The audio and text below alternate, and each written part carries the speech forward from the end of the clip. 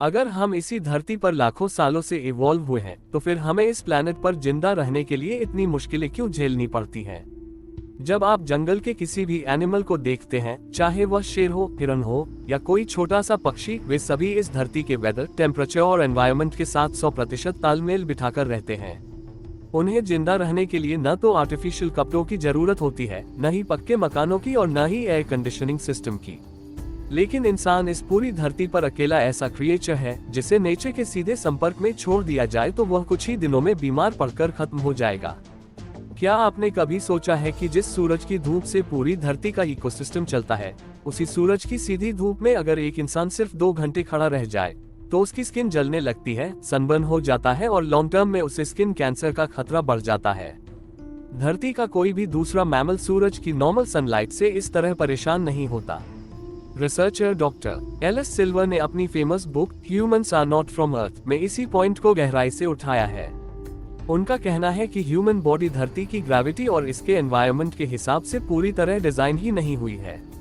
अगर हम धरती पर लाखों सालों के स्टेप बाय स्टेप एवोल्यूशन का नतीजा हैं, तो हमारी स्पाइन आज भी इस प्लैनेट के ग्रेविटेशनल पुल से स्ट्रगल क्यों कर रही है? दुनिया भर में 80% से ज्यादा adult population chronic back pain यानी पीठ के पुराने दर्द से परेशान रहती है। यह इस बात का डायरेक्ट हिंट हो सकता है कि हमारे एंसेस्टर्स किसी ऐसे प्लैनेट पर रहते थे जहां ग्रेविटी अर्थ के मुकाबले काफी कम थी। इसके अलावा हमारी इंटरनल बॉडी क्लॉक यानी सर्केडियन रिदम को जब बिना किसी घड़ी या नेचुरल लाइट के टेस्ट किया गया, तो साइंटिस्ट्स ने पाया कि हमारी बॉडी नेचुरली 24 आवर्स के बजाय लगभग 25 आवर्स के साइकिल पर काम करना पसंद करती है। अर्थ का दिन 24 आवर्स का है, तो हमारी इंटरनल बायोलॉजिकल क्लॉक 25 आवर्स की प्रोग्रामिंग के साथ क्यों बनी है?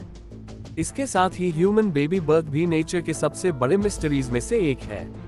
किसी भी वाइल्ड एनिमल का बच्चा जन्म लेते ही चंद मिनट्स में अपने पैरों पर खड़ा हो जाता है और भागने लगता है, लेकिन ह्यूमन बेबी जन्म के समय इतना अंडर डेवलप्ड और हेल्पलेस होता है कि उसे सर्वाइव करने के लिए सालों तक कांस्टेंट केयर की जरूरत होती है। बेबी का हेड साइज मां की पेल्विक बोन के मुकाबले इतना बड़ा होता है कि बिना मॉडर्न मेडिकल हेल्प के नेचुरल चाइल्ड बर्थ अक्सर मदर और बेबी दोनों के लिए एक्सट्रीमली रिस्की साबित होती रही है। अगर डार्विन का theory of evolution survival of the fittest पर बेस्ड है, तो नेचर ने हमारे लिए इतना डेंजरस और कॉम्प्लेक्स रिप्रोडक्शन सिस्टम क्यों डेवलप किया? ये सब कुछ इशारा करता है कि शायद ह्यूमन बायोलॉजी का बेसिक स्ट्रक्चर इस प्लैनेट की नेचुरल कंडीशंस के लिए मैच नहीं करता। द मिसिंग लिंक और द ब्रेन साइज एक्सप्लोजन। अब आते हैं उस साइंटिफिक थियरी पर जो हमें टेक्स्ट बुक्स में पढ़ाई जाती है, Darwin's theory of evolution. Science हमें बताता है कि हम सभी प्राइमेट्स यानी एप्स से स्लोली इवॉल्व हुए हैं, लेकिन जब आप फॉसिल रिकॉर्ड्स को डीपली स्टडी करेंगे तो आपको बीच में एक बहुत बड़ा गैप नजर आएगा जिसे साइंटिस्ट्स द मिसिंग लिंक कहते हैं। एप्स की सिंपल स्पीशीज से लेकर अर्ली होमिनिड्स तक का टाइमलाइन लाखों सालों तक एक्सट्रीमली स्लो रहा, लेकिन आज से लगभग 2 से 3 लाख साल पहले सडनली कुछ ऐसा हुआ जिसने ह्यूमन हिस्ट्री की दिशा ही बदल दी। अचानक एक ऐसी स्पीशीज सामने आई जिसका ब्रेन वॉल्यूम अपने एंसेस्टर्स की तुलना में डबल से भी ज्यादा बड़ा था। इसे एंथ्रोपोलॉजी में ग्रेट कॉग्निटिव रेवोल्यूशन कहा जाता है।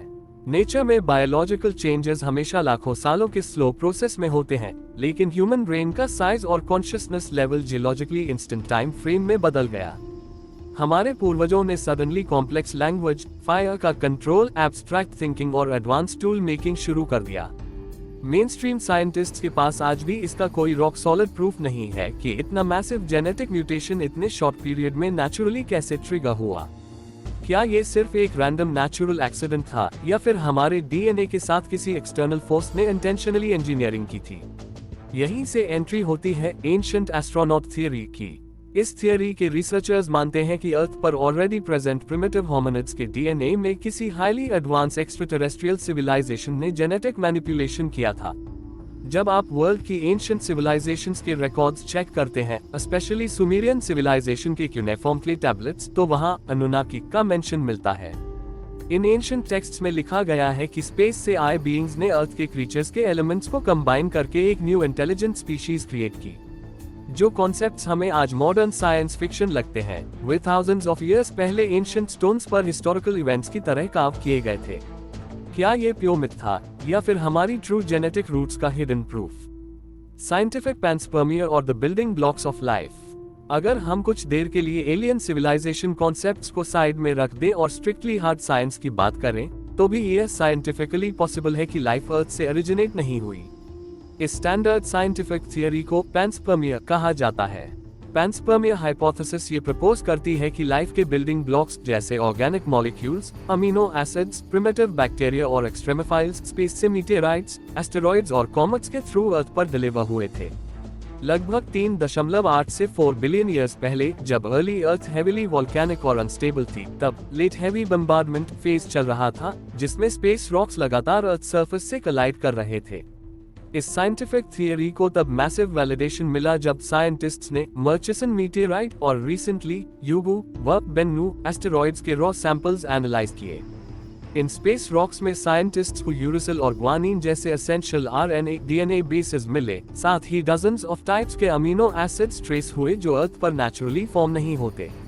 इसका डायरेक्ट साइंटिफिक फैक्ट यह है कि लाइफ के बेसिक इंग्रेडिएंट्स आउटर स्पेस के वैक्यूम में नेचुरली ट्रैवल कर सकते हैं। इसके अलावा टार्डिग्रेड्स जैसे माइक्रो एनिमल्स और स्पेसिफिक बैक्टीरिया स्पेस के डेडली रेडिएशन और जीरो टेम्परेचर में भी सर्वाइव करने की कैपेबिलिटी रखते हैं। अगर अर्थ पर लाइफ की ओरिजिनल सीड ही आउटर स्पेस या किसी डिस्ट्रॉयड एक्सोप्लैनेट के फ्रैगमेंट्स से ओशंस में लैंड हुई थी, तो बायोलॉजिकली अर्थ पर एग्जिस्ट करने वाला हर single organism, specially humans, technically cosmic origin का ही प्रोडक्ट है। हम स्पेस डस्ट से फॉर्म हुए हैं जो अर्थ के आइडियल एटमॉस्फेरिक कंडीशंस में आकर एक्सपैंड हो गई। तो जब हम रात में स्पेस और स्टार्स की तरफ देखते हैं और एक नेचुरल क्यूरियोसिटी फील करते हैं, तो शायद वह कोई कोइंसिडेंस नहीं, बल्कि हमारे डीप सेल्यूलर मेमोरी का नेचुरल रिस्पॉन्स है। The evolutionary perspective versus the cosmic mystery. इन सभी इंटरेस्टिंग कॉन्सेप्ट्स के साथ हमें बैलेंस मेंटेन करने के लिए मॉडर्न जेनेटिक्स और मॉलिक्यूलर बायोलॉजी के एग्जैक्ट फैक्ट्स को भी देखना होगा। मेनस्ट्रीम साइंटिफिक कंसेंसस आज भी स्ट्रांगली डार्विनियन एवोल्यूशन को प्राइमरी ट्रूथ मानता है। इसका सबसे डेफिनेटिव प्रूफ हमारा जेनेटिक कोड है।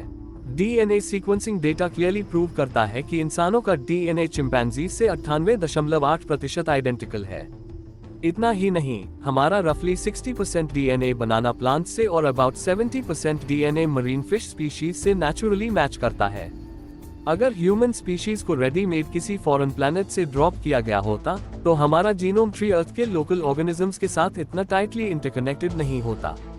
लेकिन क्वेश्चन यह उठता है कि क्या simple DNA percentage comparison complete reality explain करता है?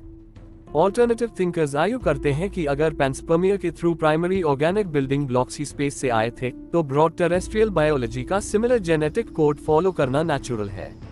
मैं डिफरेंस उस स्पेसिफिक 1.2% यूनिक डीएनए सीक्वेंस में लाई करता है जो हमें प्राइमेट से सेपरेट करता है। वही minimal margin human consciousness, complex creativity, scientific reasoning और स्पेस ट्रैवल टेक्नोलॉजी अचीव करने का अल्टीमेट इंजन है। हम आज भी अर्थ के नेचर साइकिल्स के साथ सर्वाइव करने के लिए कंटिन्यूअसली टूल्स, टेक्नोलॉजी और शेल्टर बिल्ड करते हैं और साइमल्टेनियसली मास एक्सप्लोरेशन और डीप स्पेस मिशंस प्लान कर रहे हैं। क्या हम सिंपल इवोल्यूशनरी अडेप्टेशन का आउटकम है, या फिर स्पेस डस्ट और कॉस्मिक हेरिटेज का अनरिवील्ड चैप्टर? जैसे जैसे एडवांस जेनेटिक टेस्टिंग और डीप स्पेस एक्सप्लोरेशन एक्सपैंड हो रहे हैं, ह्यूमन ओरिजिन का फाइनल ट्रूथ साइंटिफिकली रिवील होने के क्लोज आ रहा है। तब तक अल्टीमेट क्वेश्चन वैलिड रहता है, क्या इंसान ट्रूली अर्थ बॉर्न है या कॉस्मिक ओरिजिन का ट्रैवलर?